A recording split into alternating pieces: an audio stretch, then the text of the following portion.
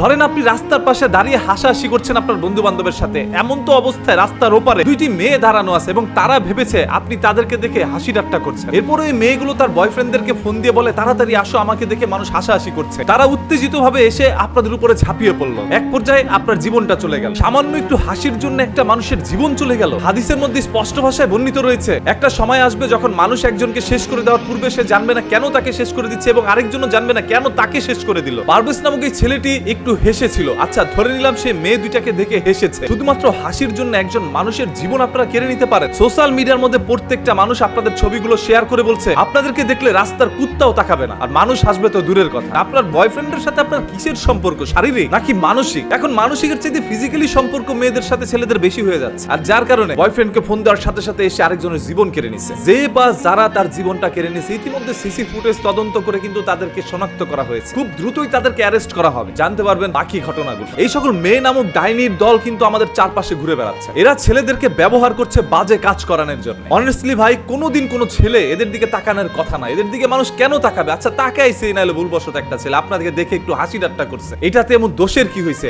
আপনি যে গাড়ির পিছে বসে বয়ফ্রেন্ডের সাথে মনে করেন কাম সেরে দিয়েছেন, সিপাসাপি থেকে যৌবন চালা মিটায় ফেলছেন। আচ্ছা এই যে আপনাকে নিয়ে এই ধরনের কথাগুলো বলছি, আপনি হয়তো বা ভিডিওটা দেখবেন, আপনার কি লজ্জা লাগে নাই? এখন তো আবার আপনার বয়ফ্রেন্ডকে পাঠাবেন আমাকে দুনিয়া থেকে শেষ করে দেওয়ার জন্য। পারভেজ যদি হেসে জীবন দিতে পারে, আমরা সত্য প্রকাশ করে তারপর জীবন দিব। তবে মনে রাখবেন এই পৃথিবীতে পারভেজ একা নয়, আমরা সবাই একত্রে রয়েছি। সোশ্যাল মিডিয়া এটা নিয়ে যেভাবে পোস্ট করে প্রতিবাদ করা হচ্ছে সেইভাবে অফলাইনে এটা নিয়ে প্রতিবাদ করা হবে। সেই সকল মানুষ বেশি হাইনার দলগুলোকে আর রেহাই দেওয়া যাবে না, এরা মানুষ হইতে পারে না। বিশ্ববিদ্যালয়ের মধ্যে পড়াশোনা করে বয়ফ্রেন্ড জ্বালায় গেছে ভাই। এই যে এদেরকে যারা বিয়ে করতে চাচ্ছেন, জামাইর আর কোনো কাজ নাই, সব কাজ ওই বয়ফ্রেন্ড করে দিচ্ছে। বাংলা ভাষা বুঝতে পারছেন? বয়ফ্রেন্ডকে ধরে রিমান্ডে নেন, কতবার কোন জায়গায় কিভাবে করছে সবকিছু বেরিয়ে আসবে। যদি বয়ফ্রেন্ডের সাথে ওই সকল আদান প্রদান সম্পর্ক নাই থাকতো, শুধুমাত্র একজন বান্ধবীর জন্য এসে একটা ছেলের জীবন নিয়ে নিত না। জীবন নেওয়া কতটা সস্তা হয়ে গেছে তাদের কাছে। অপরাধী যেই হোক না কেন, আমরা তার সাজা প্রকাশ্যে কঠিন থেকে কঠিন ভাবে চাই, যাতে করে বাংলার মাটিতে এরকম কোনো পারভেজের জীবন না যায়। আপনাদের প্রত্যেকের কাছে একটা বিনীত রিকোয়েস্ট ভাই, ভিডিওটা শেয়ার করে দেন। আপনার না বলতে পারা কথাগুলো আমি আমার কণ্ঠস্বরের মাধ্যমে সবার কাছে পৌঁছে দিলাম। অনেকে তো মনে মনে প্রতিবাদ করেন যে আমি যদি এখন প্রতিবাদ করতে যাই পারভেজের মতো করে যদি তারা এসে আমার উপর ঝাঁপিয়ে পড়ে আমার জীবনটাও নিয়ে নেয়, আমি আমার জীবন নিয়ে পরোয়া করি। শুরু থেকে এই পর্যন্ত